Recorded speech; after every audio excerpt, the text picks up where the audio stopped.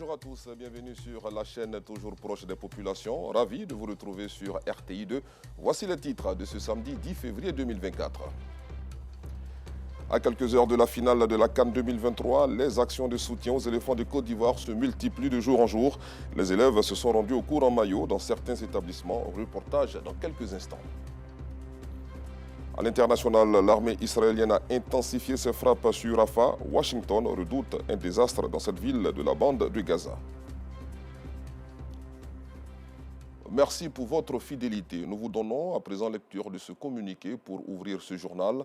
Dans le cadre de la finale de la CAN 2023, nous portons à la connaissance des populations et supporters des éléphants de Côte d'Ivoire qu'en vue du démarrage de la cérémonie de clôture de la CAN de l'hospitalité, prévue ce dimanche 11 février 2024 à 18 h, le public est invité à se rendre tôt au stade olympique Alassane Ouattara de Bimpé. Nous reviendrons sur ces notes d'information dans nos prochaines éditions. Justement, en parlant de la CAN 2023, les actions de soutien aux éléphants de Côte d'Ivoire se multiplient de jour en jour.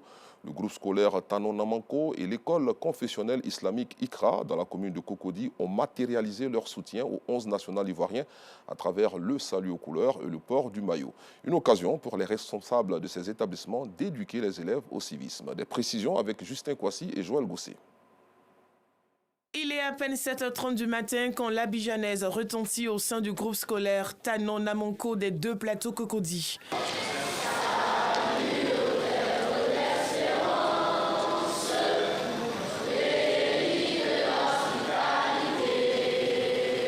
Ce matin, élèves, enseignants et membres de la direction générale de l'école font du port du maillot des éléphants du Côte d'Ivoire une priorité. Tous les Ivoiriens ont fédéré leur énergie autour de cette CAN, autour de cette compétition. Dieu aidant, aujourd'hui, nous sommes en finale.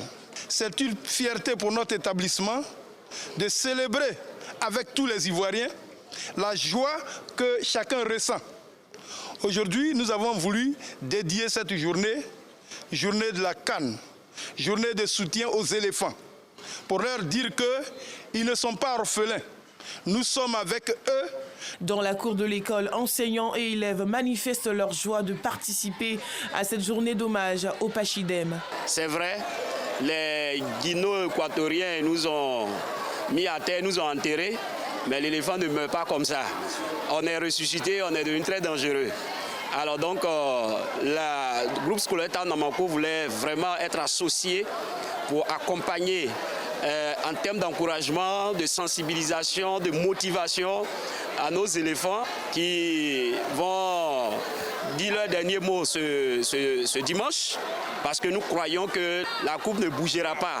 Ils ont fini meilleur troisième et tout, donc on se doit de les soutenir, on se doit de les accompagner jusqu'à la coupe. Notre pays va gagner. Parce qu'on est la Côte d'Ivoire, on est les éléphants, on n'est pas des défaitistes, on est des gagnants.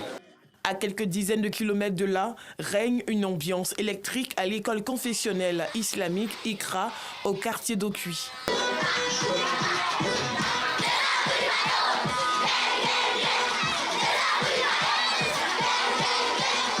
Comme leur aîné de groupe scolaire Tanon Namanko, les tout-petits affichent une joie indescriptible dans leur traditionnel maillot des éléphants. Chaque fois que les éléphants jouent, moi je joue pour la victoire des éléphants. Donc aujourd'hui, il a porté le maillot pour les soutenir encore et pour que les éléphants gagnent le dimanche. Ici, l'accent est mis sur les valeurs civiques et morales. C'est une manière de marquer l'esprit des enfants dans le cadre du civisme, l'amour de leur pays. Vous voyez, tout le monde est confondu. Les enfants, les parents, tout le monde. C'est une joie, il faut apprendre ça aux enfants. On doit trouver des moments où tout le monde fédère la joie. Nous sommes en 2024, quand ils auront 5 à 6 ans, on se dit, ah, moi, à la maternelle, j'étais au CP1 et ça s'est passé comme ça. Il faut marquer ce moment-là. Je souhaite une bonne chance aux éléphants, que Dieu leur donne la gloire finale. Nous qui sommes enseignants, on doit donner l'exemple. Voilà, c'est pour ça que nous nous sommes mis en maillot et nous avons motivé nos enfants aussi à faire comme nous. Savoir les enfants voient que nous sommes en joie, leur expliquer ce que c'est la CAN. Il y a un trophée à remporter et ce trophée, ça honore le pays. Voilà, surtout que nous sommes le pays organisateur. Vraiment, c'est une grande joie pour nous. La finale de la 34e édition de la Coupe d'Afrique des Nations CAN de l'Hospitalité se déroulera ce dimanche 11 février 2024 au stade olympique Alassane Ouattara des Bimpe. En attendant, les Ivoiriens se mobilisent autour de leur équipe nationale pour la victoire. Comme dirait l'autre, la vérité vient de la bouche des enfants. Vivement que leur souhait de voir notre pays remporter la finale soit exaucé. Toujours à propos de la fête du football africain qui se tient depuis le 13 janvier dernier dans notre pays, la Côte d'Ivoire va affronter le Nigeria ce dimanche en finale de la CAN 2023. En cas de victoire, les Ivoiriens auront une 3e étoile sur leur maillot. Pour des commerçants, les jours qui précèdent la finale sont des moments idéaux pour liquider les maillots à 2 étoiles afin d'éviter des pertes en cas de victoire des éléphants. Le compte-rendu d'Abdoulaziz Guira et Yeo Fidana est commenté par Joël Gosset. Un stock de maillots de l'équipe nationale de Côte d'Ivoire au marché Forum de la commune d'Adjamé. Dans un peu moins de 72 heures, ces maillots floqués 2 étoiles ne seront plus d'actualité en cas de victoire des éléphants en finale de la Coupe d'Afrique des Nations 2023. Alors pour ce commerçant, il faut écouler rapidement le stock pour éviter des pertes. Les 2 étoiles, là, on est là liquidé à l'heure actuelle. Là. On fait 5 000, 15 000 est devenu 5 000. Parce que bientôt 3e étoile, là, on est là liquidé maintenant. C'est les restes qui sont là. Dieu a fait grâce. On avait envoyé beaucoup de colis, mais voilà ce qui reste. On remercie le bon Dieu, avec le Maroc, avec les éléphants aussi. C'est là une occasion en or pour les clients de s'offrir un maillot à moindre coût. C'est maintenant qu'on a vu l'argent. Ça, parce que nous sommes partis au final qu'on va venir acheter. Comme ils ont diminué le prix, on essaie d'acheter parce que nous sommes beaucoup.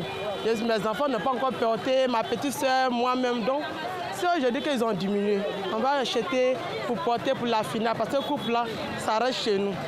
Parmi les commerçants, certains affichent plutôt une sérénité.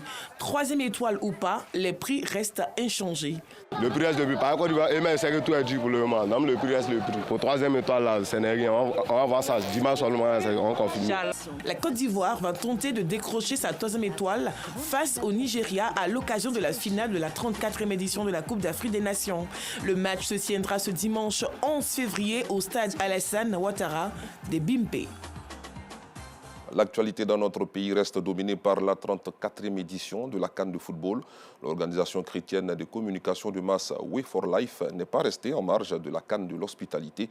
Elle a évangélisé les populations d'Abidjan et de l'intérieur du pays à travers son opération CAN pour Jésus, marquée par la distribution d'affiches comportant des termes de football. Les détails avec Justin Kwasi et Asita Diara. Way for Life, une organisation chrétienne pour la promotion de l'évangile, fait de la Coupe d'Afrique des Nations un canal pour un changement de vie selon Jésus-Christ. Une opération d'évangélisation qui bat son plein dans la ville d'Abidjan et à l'intérieur du pays.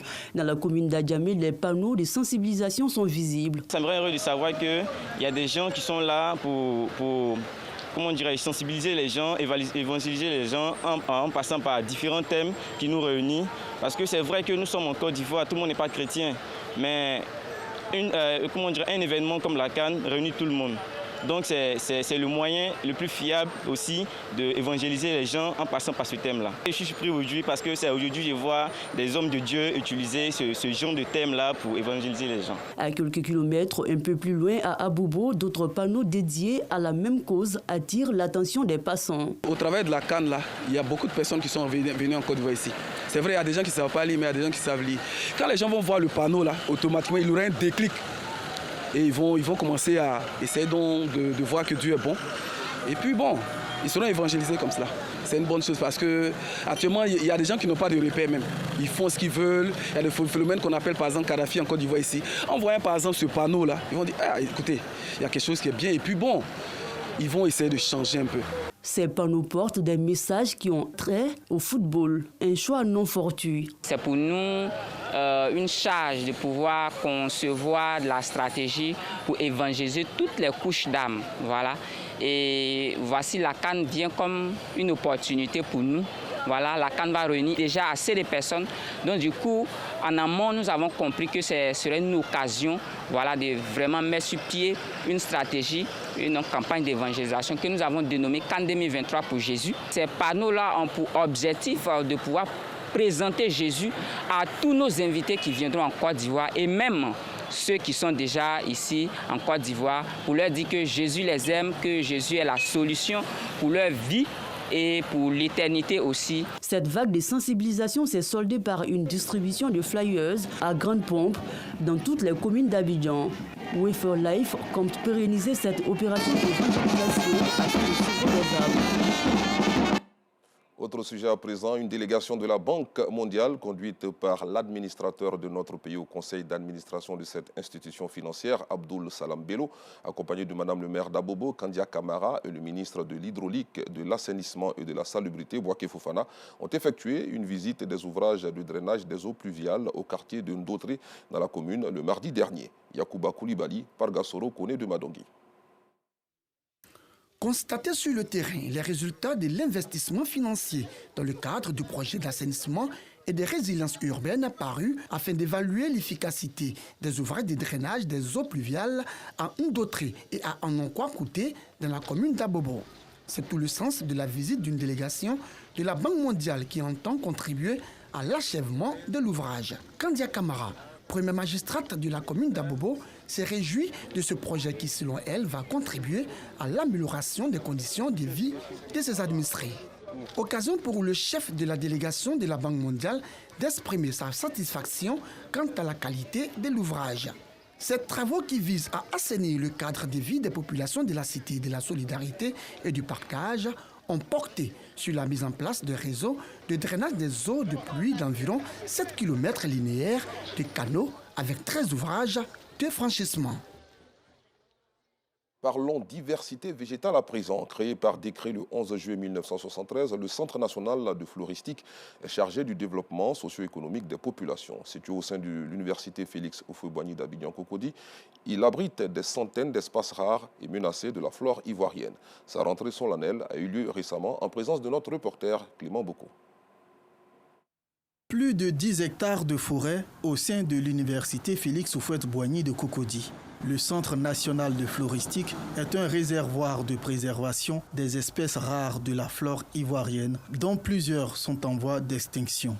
Ici, tout a été planté et reconstitué de toutes pièces depuis plus de 60 ans.